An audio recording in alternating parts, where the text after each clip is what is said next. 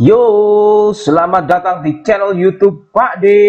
Jangan sampai lupa kalian menekan tombol subscribe, kemudian menyalakan lonceng pemberitahuannya. Yo, peding. Baik, berjumpa kembali untuk edisi berikutnya. Unek-unek masih bersama dengan Zuli Kristanto, teman seperjuangan tetapi berbeda nasib. Saya juga pernah bercita-cita sebagai penulis tetapi gagal. Tetapi yang satu ini tetap berada pada jalannya, tetap menjadi seorang penulis. Begini Mbah. Kemarin kan kita sudah membicarakan tentang plagiasi. Ya. Nah, kita bahas plagiasi itu, aduh, wis nggak akan pernah habis ya. Nah, bener. Nah, sekarang begini. Tentang karya, karena masih dengan penulis ini, saya itu juga melihat, karena saya masih dalam dunia pendidikan, walaupun kita sudah berbeda alam. Ya, berbeda jalan ya, bukan alam ya, alamnya bodoh gitu. Tapi begini, ada nama-nama seperti misalnya jenengmu Mbak, jenengmu itu kadang itu terlampir nanggonane LKS, kemudian buku paket.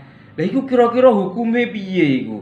Ya, hukumnya itu kira-kira piye? Terus mari ngono iku mengko itu kan ada hukum jual belinya juga toh gitu. Seharusnya sih. Nah, ya, maka dari itu nanti kita akan bahas itu ya. Oke, baik begini. Kamu gini, Mbak. Pitakonan pertama, pertanyaan begini. Kita ada bahas tentang jenengi penulis, ya kan? Nama-nama penulis contohnya kayak jenengmu, Zuli Kristanto. Kemudian kemarin ada namanya beberapa itu istri saya kebetulan itu juga guritannya itu dipakai, ya kan? Nah, sebagai penulis pendapatnya sampean piye? Kalau anu ya Mas, kalau itu sebelum bicara ke ranah sana ya, itu pertama ada nggak dari si pembuat buku itu minta izin ke penulis yang kerja dipakai? Nah itu, terus?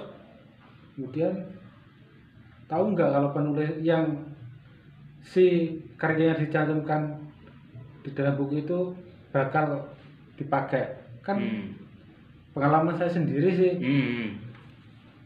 belum ada yang menghubungi secara langsung. Tahu-tahu karya saya dimuat. Kalau dicantumkan nama penulisnya sih masih mending ya Mas? Masih mending. Ada salah satu karya saya yang dipakai di sebuah LKS itu tanpa mencantumkan nama. Nah itu kan sama dengan pencurian karya. Iya, benar saya menilai. Wis gak izin, ya lah.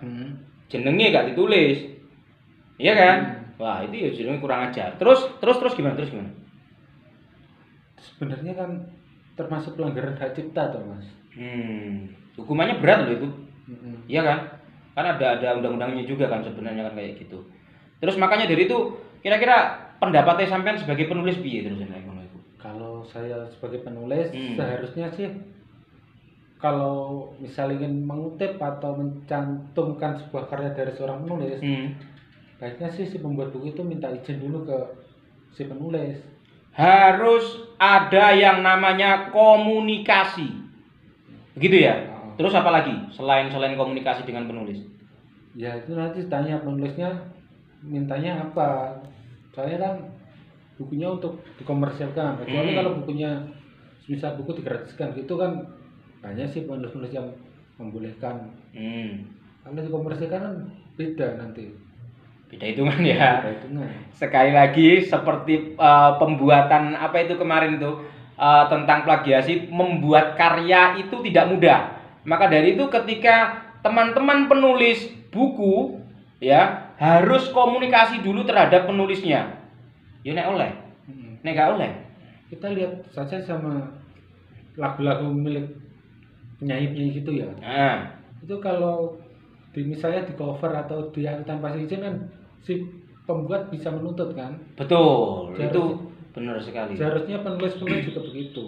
Nah, kayak gitu. Jadi buat teman-teman penulis buku paket, kemudian buku LKS ya, untuk LKS juga itu kalau misalnya ingin mencatut karyanya temannya, karena ini lingkungannya kan, saya yakin ini pembuat buku LKS, buku paket itu tidak jauh-jauh dari teman-teman kita sendiri loh, Mbak. Nah, maka dari itu tolonglah attitude-nya itu juga ya sopan santunnya kita terhadap sesama teman. Wong sebagai penulis saya sudah mengakui menulis sebuah karya sastra itu tidak gampang. Perlu konsistensi dan itu yang paling penting di situ. Itu loh, seperti Mbak Zuli ini angel caranya menjaga konsistensi itu seperti apa sih, Mbak? Ben tetap bisa nulis koyo ngono tok itu. Ya kita harus keras terhadap diri sendiri. Nah, itu loh. Kalau perlu kita harus menghukum diri sendiri. Misal dalam seminggu kita punya target 3 tulisan atau 4 tulisan. Oke. Itu harus. Kalau misal minggu ini nggak bisa, minggu depan harus lunas. Nah, kayak gitu. Makanya ada hukuman untuk sendiri, ada patokannya, ada apanya ya, ada tekanan.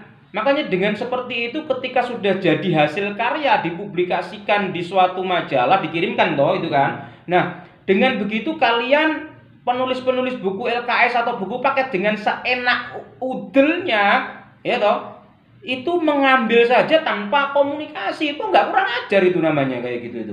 Iya kan? Apalagi itu buku itu tujuannya untuk dikomersilkan atau diperjualbelikan. Saya penulis-penulis nggak tahu sih kalau yang di bahasa Indonesia. Kalau di bahasa Jawa sendiri masih sudah sulit bikin naskah, sulit buat buku, sulit pula menjualnya. Itu masih kena kasus sendiri, dicuri.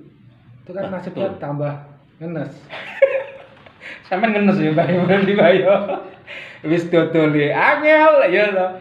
Gawene apa maneh? Giliran wis dadi karya apike dijupuk ditemplekno nang nggonane karyane wong liya. Apa gak kurang ajar kaya ngono iku jenenge iku ya aduh rek. Jadi sopan santun dalam berkarya. Ya oke lah kita mengakui membuat sebuah naskah atau buku pembelajaran itu memang tidak mudah ya Mbak ya. Walaupun isinya bukan hanya karya penulis-penulis sastra dan itu ada hubungannya dengan pembelajaran, tetapi kan kalau tidak ada naskah-naskah sastra seperti Geguritan, Cerkak ya, atau misalnya petikan-petikan beberapa petikan cerita di dalam itu kan nggak jadi sebuah naskah buku-buku pembelajaran ya toh. Nah, maka dari itu perlu adanya komunikasi. Gini loh, Rek.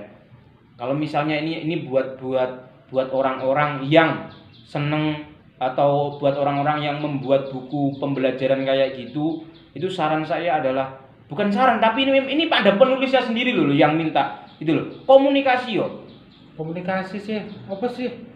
Zaman sekarang yang sulit. Paling penulis-penulis sih mesti paling enggak punya media sosial. Betul. Enggak media sosial punya hampir 99% punya nomor HP. Bisa untuk WA. Bisa. Makanya apa sih susahnya kayak gitu loh. Mas Zuli kan Mbak Zuli kan lagi diajak komunikasi kan lah enak sih. 24 jam loh. 24 jam. Malah 25 jam kadang. Enggak tahu turu. Soalnya gini ya. Iya, Mbak. Apa sih penulis sih jane yo seneng-seneng ae yo buku karyanya dibaca masyarakat luas. Oke. Tapi selama itu enggak dikomersilkan babahno. Penting diwaca kan. Fungsi dari sebuah karya kan dibaca, betul. Nah, nanti kalau untuk komersil kan malah beda toh, Mas. Beda urusannya. Ya enggak kami duitan sih. Loh, tapi ngene lho, Mbak. Masalahnya kayak sampean ya, saya juga pernah mengalami ketika menulis satu karya saja itu susahnya minta ampun gitu loh. Penghargaan itu kita tidak harus melulu tentang uang kayak gitu ya, tetapi memang harus ada etikanya, harus ada unggah-ungguhnya. Ya minimal itu ngomong njaluk izin, Mbah Zul, karyamu sing judule iki sing biyen dimuat nang nggonane Joyoboyo Panjebar Semangat misale edisi piro iki edisi bakal iki nah bakal tangge pembelajaran SMP ke SMA ke iki aku yakin oleh sing oleh mergane apa jenengmu lak tetep ono sih nah dan yo misale Mas piye ada beberapa kasus karya yang penulis ki mang wis didiko tanpa menyertakan nama wis ora izin ya ta jenenge gak ono moro-moro kayaknya moro-moro judule karo karyane jelas ono nah iku lho itu tuh aduh jadi kan gini toh saya yakin penulis-penulis itu semua sudah dapat ilmunya kan untuk bagaimana caranya mengutip untuk mengambil karya orang lain itu lah wis ono sih ilmu-ilmune kan dalam dunia penulisan kan semua sudah ada gitu tetapi kenapa ketika ini dipraktekkan dia membuat sebuah buku itu kok tidak dilaksanakan apa susahnya sih kayak gitu toh iya kan begitu toh Mas ya jadi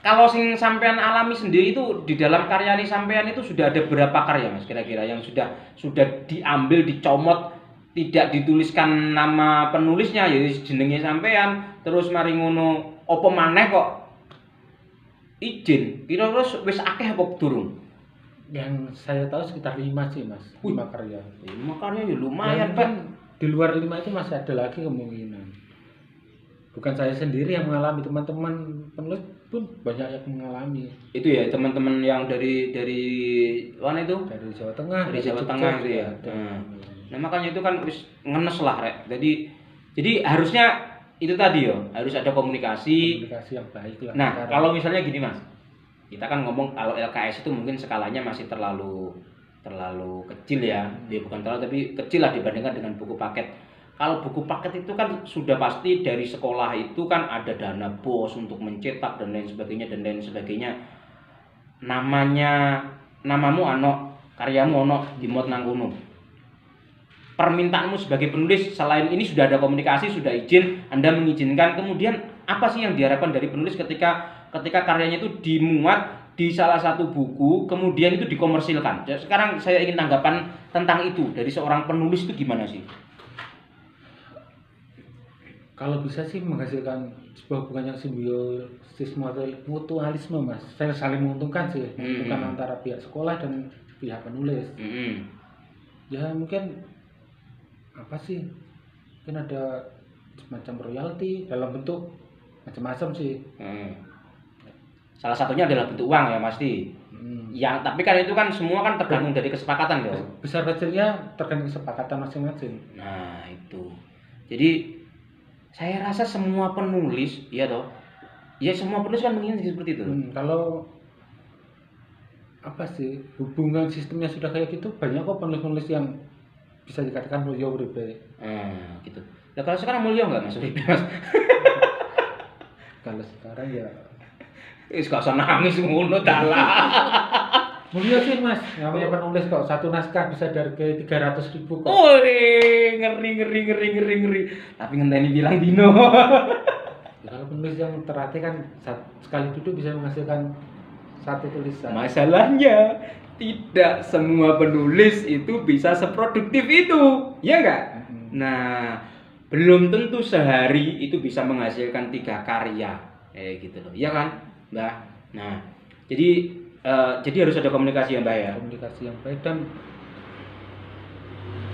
ada baiknya sih teman-teman yang karyanya dicomot-comot itu memperjuangkan nasib karyanya caranya gimana Mbak ya mungkin bisa menghubungi pihak penerbit yang menerbitkan itu bukunya itu tadi buku atau kasnya tadi terus bisa mengajukan komplain mengajukan keberatan ya terus kan kalau masih nggak terima mungkin bisa dituntut saya kira jalur hukum berarti ya oh ini jalur hukum ini wis ngeri rek urusannya rek makanya jangan pernah sekali-kali kita itu apa bangun itu Mbak apa meremehkan biarpun itu tulisan ya mungkin bagi sebagian orang dianggap nggak berharga sih apa sih kayak tulisan kurngnya tapi bagi seorang penulis kan bisa memiliki arti yang berbeda saya setuju karena sekali lagi buat saya ya, karena saya sudah pernah berada di posisinya Mbah Juli ini,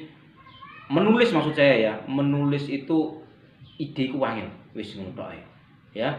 Kalau kata seorang penulis, saya lupa namanya, sebuah karya itu ibarat anak-anak rohani. Nah, kalau anak-anak ini dicomot tanpa izin, berarti kan mencuri anak rohani dari sesuatu yang berharga dari seorang penulis.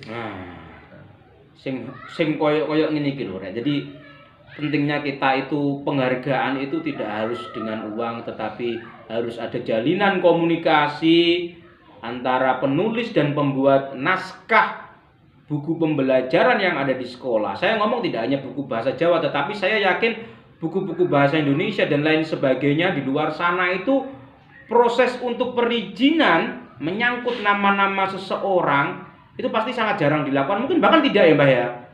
Mungkin banyak kan tidak, kalau dari cerita temannya saya sampai di telinga saya. Makanya bahkan ya itu tadi loh. Ini begini, ironisnya Mbak.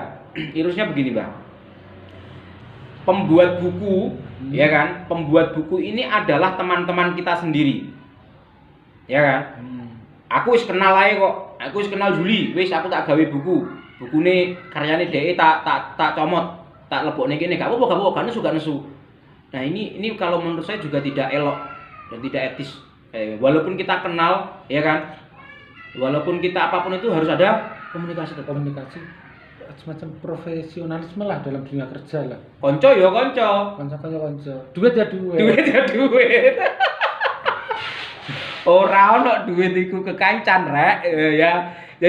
Jadi bener, konco ya konco, wayahe ngopi, ayo ngopi. Sapa sing bayari gak apa-apa, tapi lek wis urusan tandang gawe dhewe iku hukume kaya ngono iku. Kaya ngono. Jadi konco iku iso rusak gara-gara kaya ngono iku Rek. Jadi misalnya begini, ini saya diuntungkan kayak gitu kan. Ternyata penulis aslinya enggak, ya tentu saja akan marah lah. Iya toh Mbak. Ya mungkin marahi Juli atau Mbak Juli ini nggak akan sampai kan, tapi kan minimal ya gimana lah kita itu menghargai sebuah usaha dari seorang penulis yang pada akhirnya nanti kita sama-sama enak berjalannya. Penulis sastra oga sengsara iso mulya uripe, tetapi penulis buku pakete ya padha-padha iso mulyane. Lah ya ngono sih Mbak. Pada diuntungne lah. Simbiosis mutualisme iku penting. Wis, tak kira cukup samene wae atau kita sudahi dulu percakapan kita tentang karya-karya yang dimasukkan ini. Nanti kita akan membahas masalah-masalah yang lainnya lagi. Sekian, terima kasih Mbak Zuli ya. Sampai berjumpa kembali.